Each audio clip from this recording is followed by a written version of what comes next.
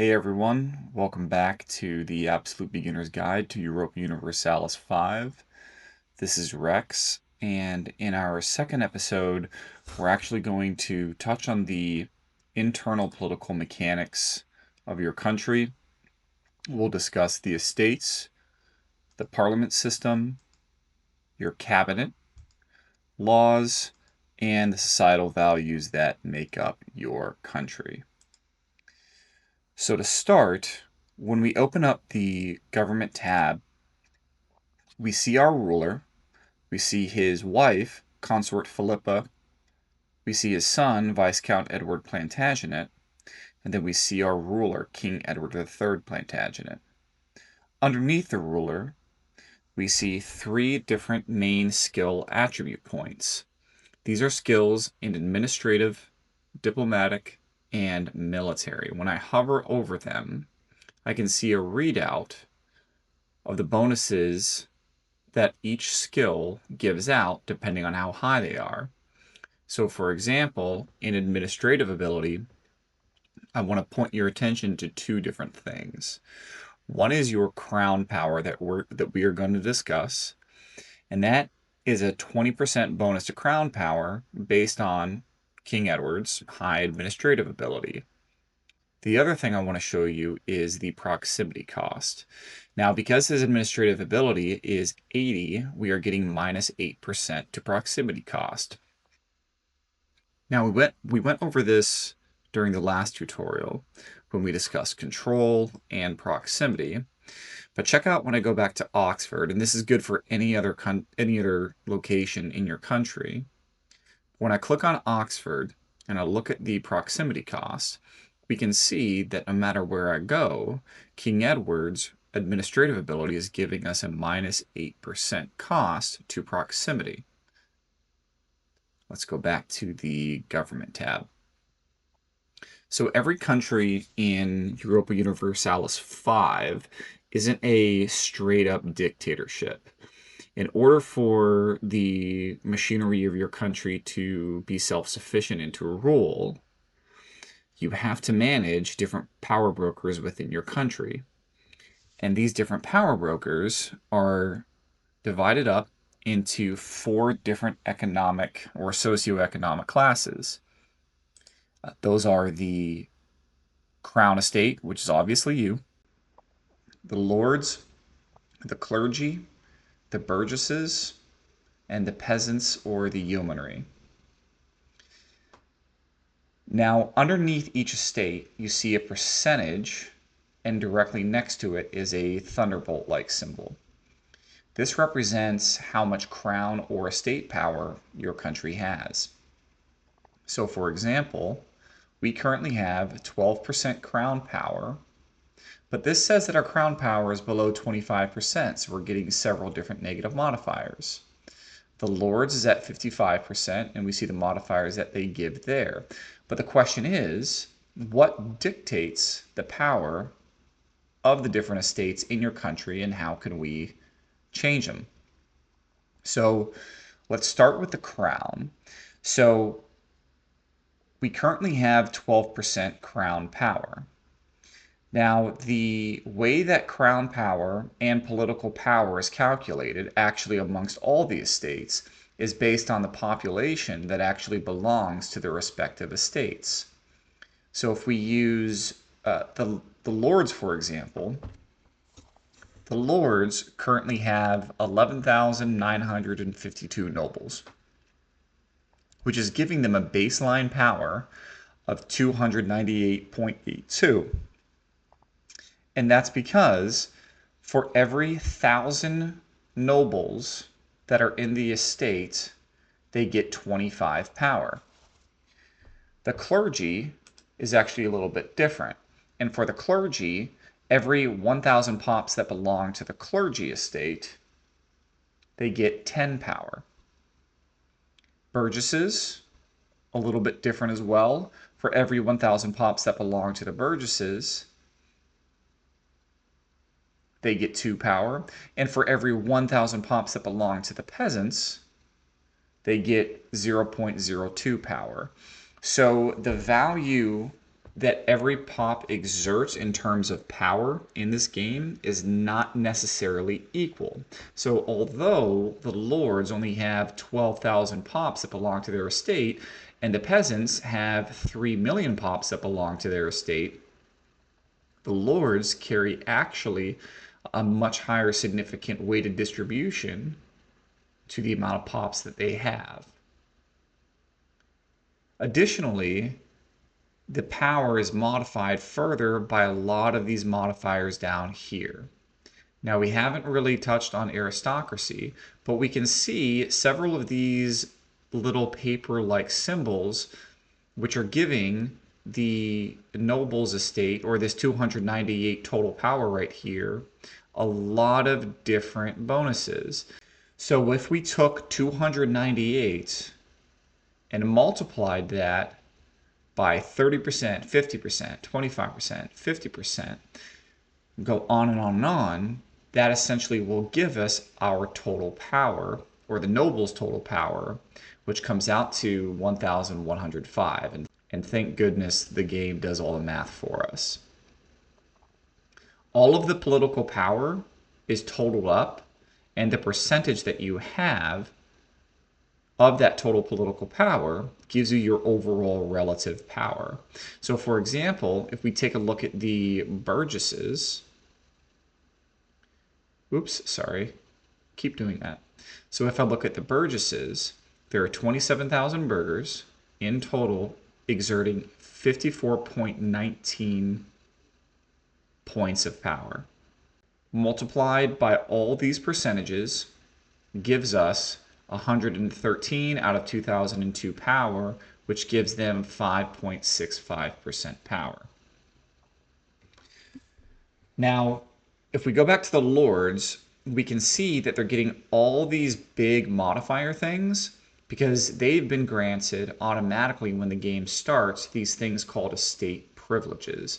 Now, estate privileges are essentially allowances that we have given the estates in order to get added bonuses. So for example, let's just select this one. I'm not even going to try to pronounce this word, but essentially because we've enacted this estate privilege, the estate, or the noble's estate, is giving us increased levy size, combat efficiency, army levy size, and something called monthly progress to aristocracy. We're not getting any benefit to estate happiness, but because this is enacted, they're getting 50% more power. And when we hover over it, we can actually see it right there. So one thing that you can actually do is you can try to remove this privilege, but see here that if we try to remove it, it's going to cost 220 stability. Stability is found up here and is responsible for a multitude of factors in your country, and it can grow or decrease with time. But see down here that because we have a positive stability, it increases the satisfaction of our estates, which we'll touch on in a second, by plus 1.84%, so very minuscule. But you can imagine if I took over 200 points away from the baseline stability, how low the estate satisfaction would be. And we're going to go into a second why estate satisfaction is so important.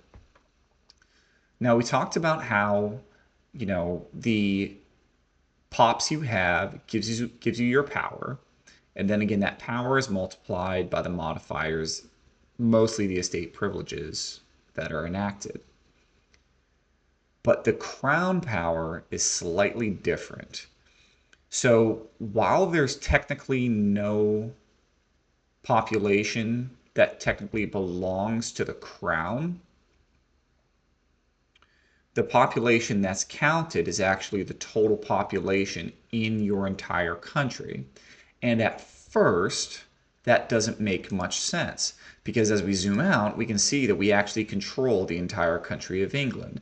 But it's important to remember, and we touched on this in the last video, that control in this game is relative. So what this means is that we have 100% control in London. So all 52,000 pops in London are being added to the algorithm, and then that algorithm is producing part of the crown power that's added amongst the entire country, giving us that 290 number or whatever it was. However, compare that with Oxford. In Oxford, we have only 26% control. And like we discussed before, since we built roads, it's going to increase over time. But because we only have 26% control, you can see that we're getting a negative modifier, negative 73% to our local crown power, which means that only 25% of this 28,000 population is actually being counted towards our crown power. And if we actually look at the control button, if you just kind of extrapolate that amongst the whole country, we're only getting 44% of the population that's being counted here, 15% here. It can kind of make sense why our crown power is pretty low until we get these numbers, all these number up. Now, I didn't really go into this in the last video, but in the last video, we were talking about Oxford and Lynn, and the main reason I used these two locations was just to kind of give an overview about the different geography and how that can affect proximity, whether it's over land or whether it's overseas. But what may actually be advantageous is if you click on the population map mode and you zoom out, and you can see where your highest density population centers are. And we can see right now that we have over 400,000 individuals in Eastern England alone. So it could actually be advantageous to increase control in here, because if we only have, let's see, where is control? Right here. If we only have, let's see, that's 59,000. Lynn has 67,000 pops, but we only have control over 44,000 of them, which again means that only 44%, we only have control over 44% of them, which means that only 44% are being counted towards our crown power. Right here. So of this 3.29 million that's popping out this number, we're only getting a certain percentage of this. And if we actually increase our direct control over the vast majority of our population, this number should be much higher, which means that we'll get greater effect from these modifiers we have down here. Now here's what kind of confused me at first when I started playing.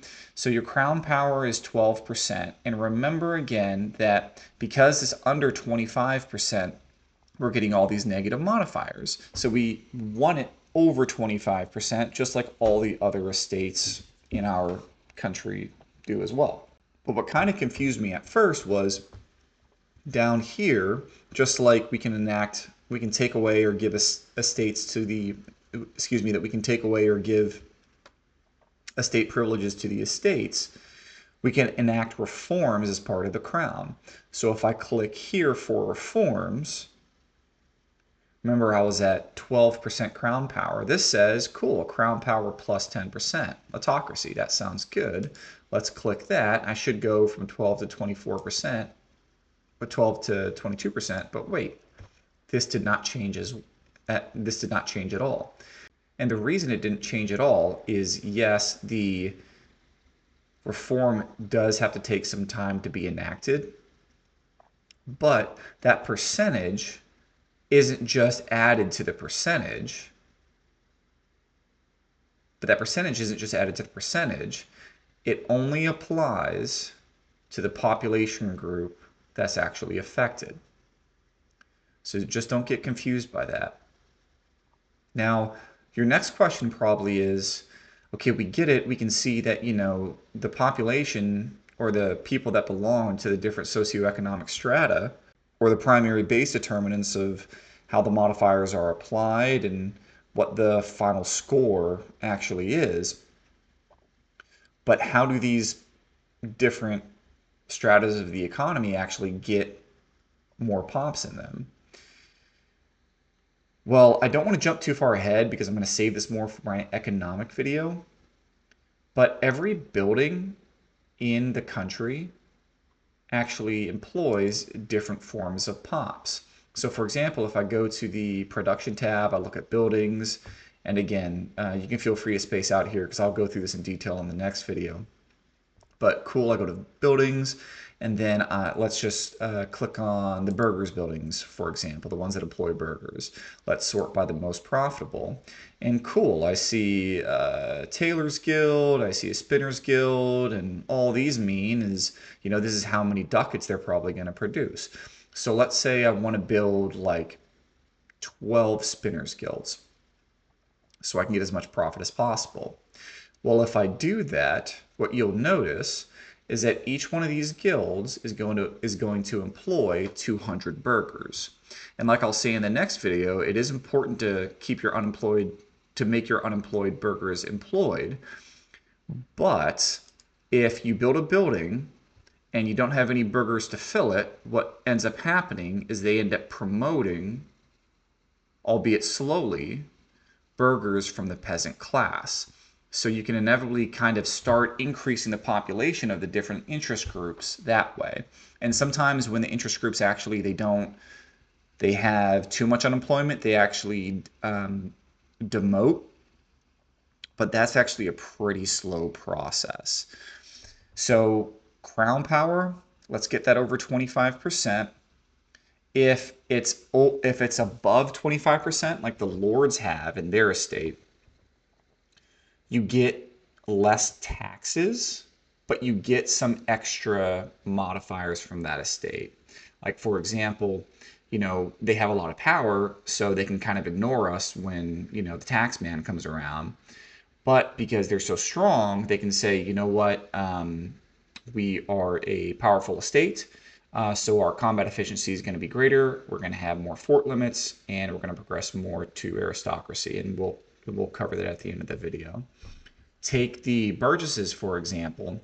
You see here how we don't actually get those extra estate-specific modifiers, but we are able to tax them a little bit more because they are a little bit weaker power interest group. So we can actually kind of bully them and say, actually, no, burgesses, actually give us some more taxes. So that's how the estate power mechanic kind of works. And that's how you manipulate it. Next, let's discuss estate satisfaction. So the estate satisfaction is found underneath the respective estate groups here. On the left, you see kind of where their current satisfaction is, and then on the right, you actually see where the equilibrium is actually heading. Now you can see that kind of at a quick glance at the top, where we see our nobles are currently at 48% satisfaction, clergy's at 61, the burgesses are at 48, and the peasants are at 48. And that red number down there kind of tells us that it's actually decreasing to its equilibrium that I showed you on the other page. Now, what's important about estate satisfaction, what's important about estate satisfaction is that actually the more satisfied an estate is, which means if their satisfaction is at least over 50%, they can give you additional modifiers. So the clergy, for example, is giving us, because they have a satisfaction right now of 61%, they're giving us a monthly research progress of plus 5%, which is pretty good, and we have an improved diplomatic relation. Now, if your satisfaction is low, for example, with the burgesses, they're under 50%, we're getting negative modifiers to things like trade advantage, production efficiency. You can see those negative modifiers for the peasants as well, a little bit less food production. And this kind of builds the lower the satisfaction actually is. The lords as well, and you can see that there. What's important to also note is that if the estate satisfaction drops below 25%, you're not going to be able to recruit levies from that estate. And if your estate satisfaction falls below 1%, the estate won't be taxed at all. You can actually bribe your estates for a quick 10% boost, but that only applies to their current satisfaction, not the equilibrium that satisfaction is moving towards, whether that's up or down.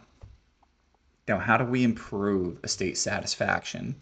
So we already discussed that estate privileges can sometimes grant increased estate satisfaction. Like for example, the Burgesses right here, they'll have an increased 5% equilibrium. But note that if we enact this, we will get more market attraction, but we will also increase their power by 33%. So we kind of want to avoid overly aggressive estate privileges when we can, and only when we actually know what we really want and what we're doing. But what's going to make more of an effect to estate satisfaction is actually the amount that we tax them. So before I show you that, see here that we have our tax base, and we kind of went through that in the last video, but to the right is our tax efficiency. And because our crown power is below 25%, and we could go back on the other screen to see this, but because our crown power is below 25%, we're getting less effective tax efficiency. We are getting this thing called land rights, which is one of the estate privileges that we already granted to, I believe, to the nobles actually. Land rights. This isn't a full 12% because negative 12 plus 5 is negative 7. So we're getting a negative 7% tax efficiency, which is also why it's important to improve and increase your crown power. Minting, I'll discuss that in the next video. But taxes right here is really how you affect the estate satisfaction equilibrium. You can see the equilibrium down here underneath all the taxes.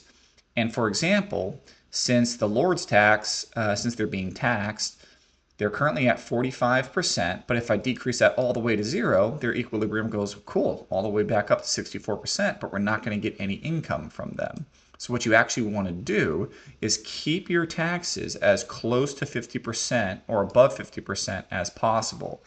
This is a little bit micromanagement intensive, and I'm not a big fan of automating a ton of stuff, but what I do recommend is actually automating these, because the game will make these sliders fluctuate up and down every month to keep these numbers as close to 50% as possible, thus kind of saving you a little bit of a headache to come back to the screen all the time.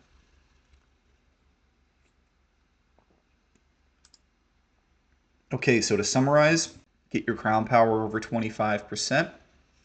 We discussed how to kind of manage the power that every estate exudes, and we also discussed how to manage satisfaction.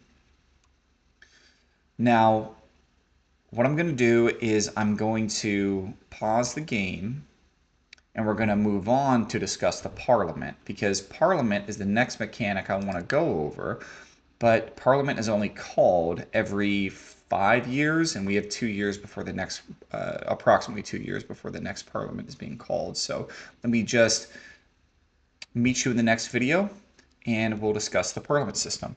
Okay, so welcome back. We went forward in the future quite a bit, and now we have the Parliament that's available. So every 5-ish years, and England has a Parliament system, and I believe a lot of other countries do, but if you don't see one when you play your specific country, it's probably just because you haven't enacted a Parliament system in your country, but a lot of the other countries that I've played at do have some sort of Parliament system. So every 5 years, certain representatives will come to your capital and vote on a reform or a law that you put forward or that they wish you to enact.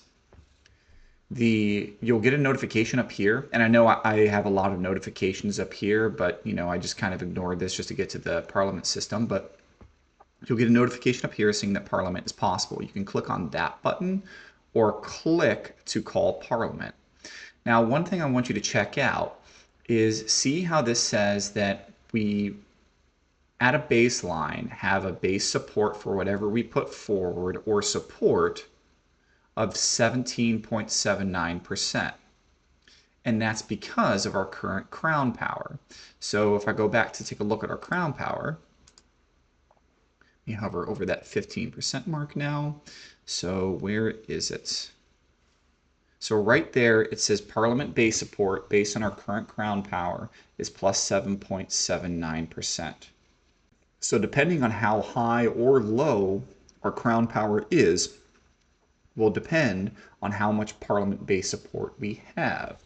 And why that's important is because when the representatives come to our capital to vote, in order to pass any type of legislation or reform, they need to get over 51% of the votes. So right now, we're already 17% there. So let's just click Call Parliament here, and let's see what happens. We're going to select London, and we see a readout of all the different proposals that we can try to back or pass, depending on what we want.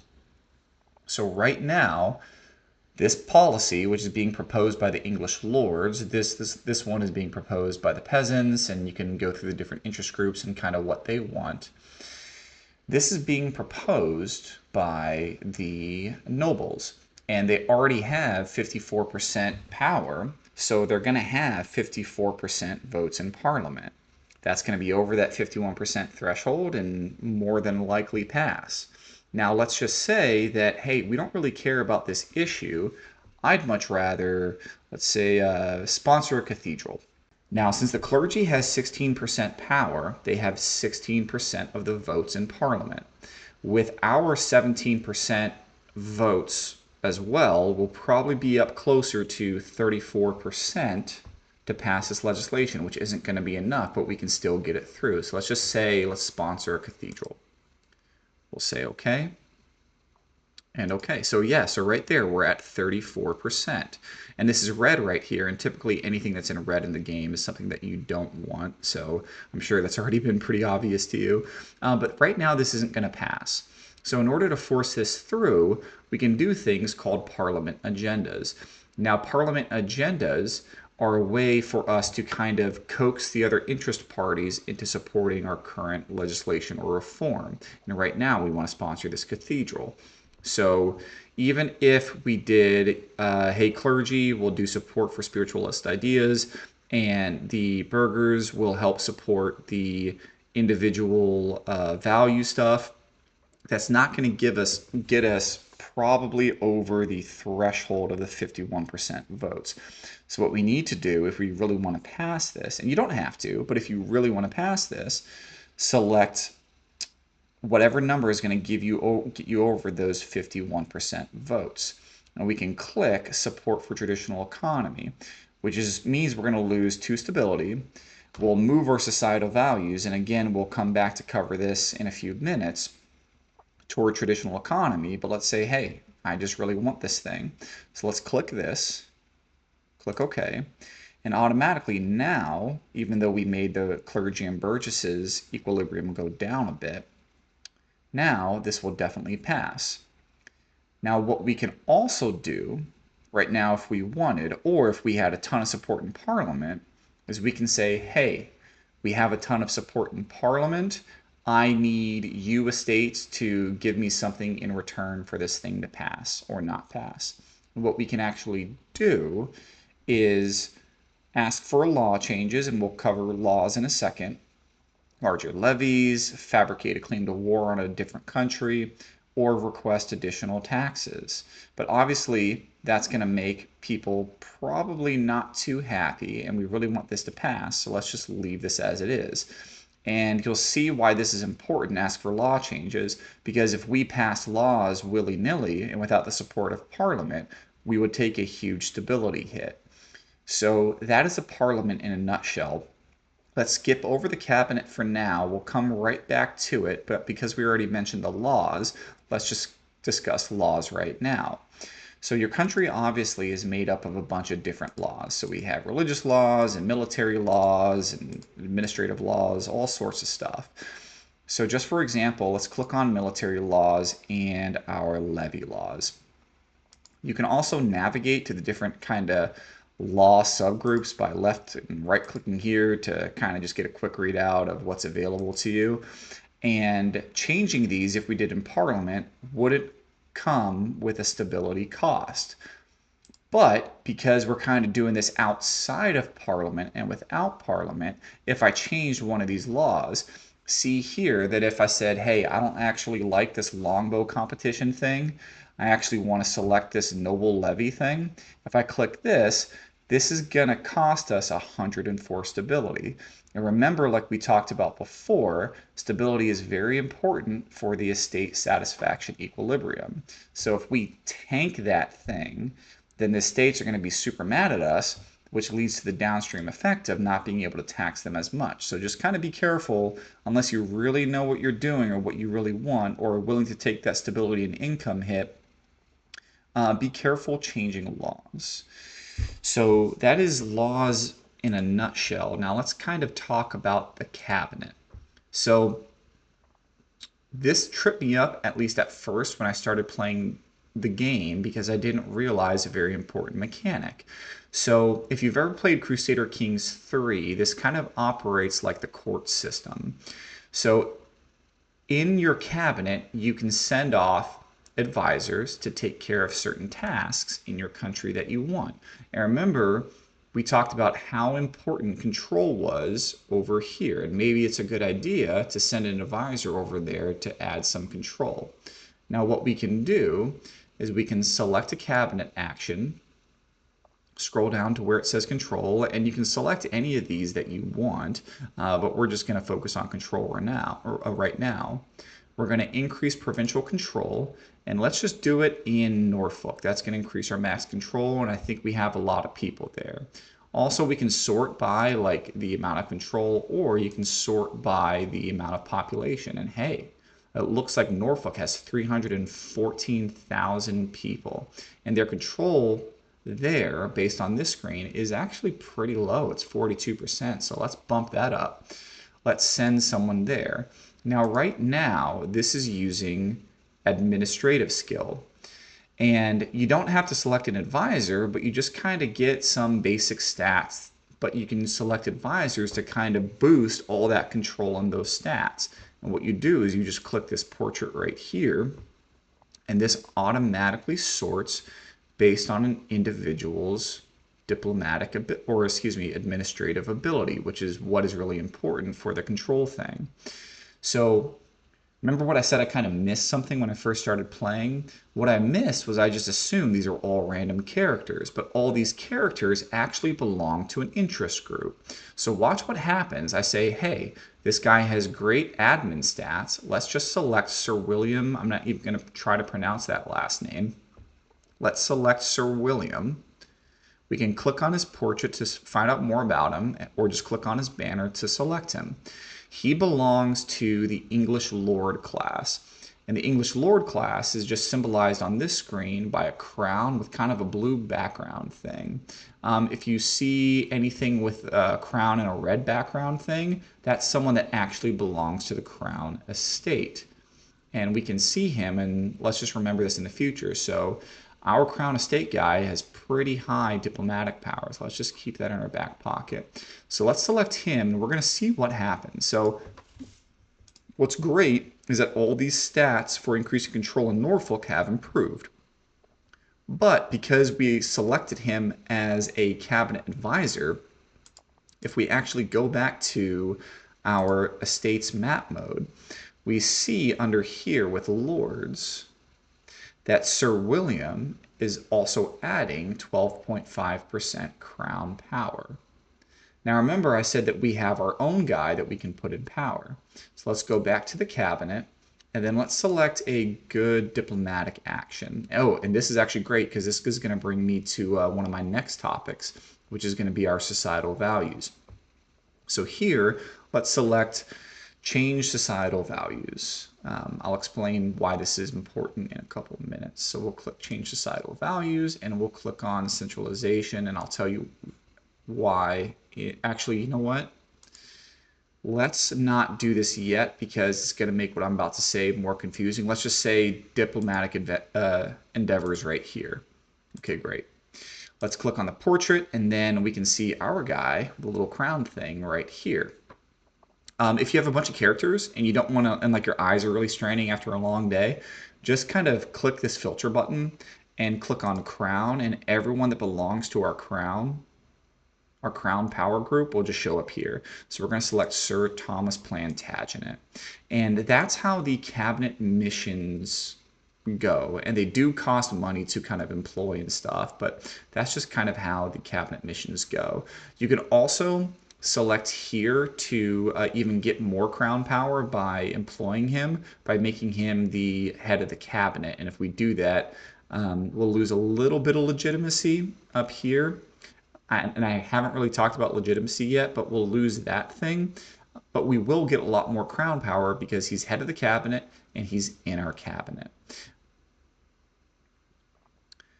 So let's go through values, and then we'll actually change what he's doing to kind of illustrate the point that I'm trying to make. So all of these are different poles of an axis of different kind of ideas. So are you a more belligerent country, or are you a more conciliatory country? Do we value more decentralization, or do we value more centralization? So these are on an axis of 100 points in each direction. And you can manipulate this as the game goes on and the longer that you play this game. So let's just take a look at centralization versus decentralization right now. If I hover over decentralization, this says that at 100 points of decentralization, essentially I would get 5% estate satisfaction equilibrium, faster estate satisfaction recovery, my subjects would be more loyal because I'm less centralized, but my counter espionage would be a little bit lower. If we hover over centralization, we see what 100 points in that side would give us. So we'd get a lot more crown power. Our proximity cost would go down. The loyalty of our subjects would also go down because we're centralizing our power, and our counter-espionage would increase. Now, the game kind of gives tips as below to flow in whatever direction you want to go. And you'll also have some in-game events that determine this as well. But let me just go through this in a tiny bit more detail. If I hover over this, first of all, see this 0.38? This means that, and there's a little arrow going to the right, this means that every month, this decentralization is going to increase by 0.38 until we hit a cap of 38.1 right here. So even if we unpause the game for 100 years, unless we don't do anything else, decentralization is going to be stuck at 38.1. Now, like I said, you can do some of these things that reverses that, but one thing that really helps is selecting your advisor. So for example, our crown guys, Sir Thomas Plantagenet, if we actually change this to change societal values and select centralization, if we go back to our value screen, see how now we have a little green arrow saying 0.22? That just means that we're actively trying to push our decentralization to centralization. But when I hover over this again, this says that our current decentralization is 33.95. Because we're not at 100 points of decentralization yet, we're still getting kind of like a little bit of benefit from this, from a state satisfaction equilibrium, but obviously we're not at 100 points yet. We're also changing instead of by 0.38 every month to 0.22, and you're probably like, well, okay, big deal. Like, it's still increasing towards decentralization. This didn't really change much because it's just going to keep going up and up and up. But the thing I want to point your attention to is that at the bottom, see how it says that it cannot push further than 22.09 towards decentralization. So essentially, instead of decentralization going from 33 to 38, it's essentially stuck at 33 until we do more things that will push it in the opposite direction towards centralization.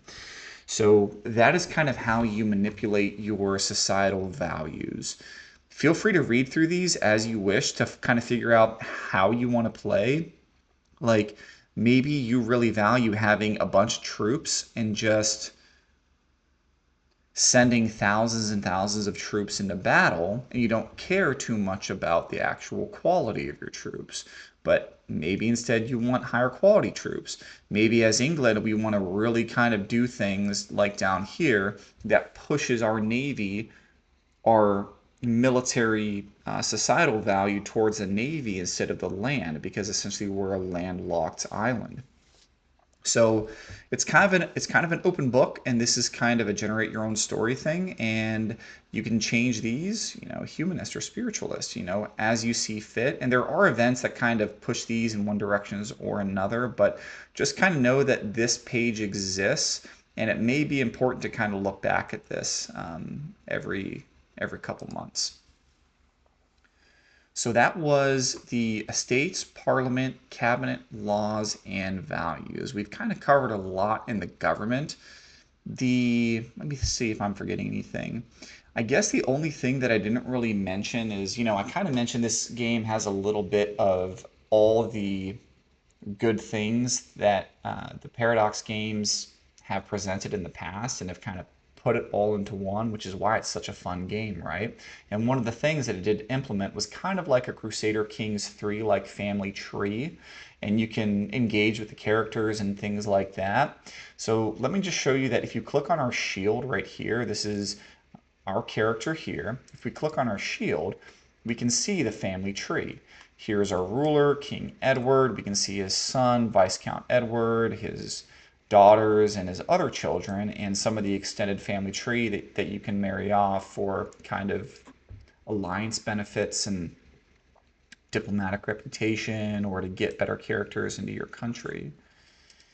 But the thing that I didn't show was that remember that the stats of your ruler are very important, especially if your ruler, rules for several decades. And one way that you can manipulate that in your heir is by clicking on them and changing their education type.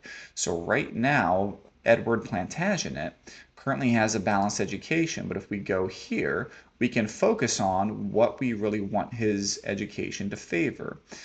If you want to get all bonuses from all these, I would recommend doing an expensive education, and you'll just have a really good heir and ruler that you will eventually play as once King Edward dies. So thank you for watching episode 2 of my Absolute Beginner's Guide to Europa Universalis 5. Feel free to leave a like, comment, or subscribe.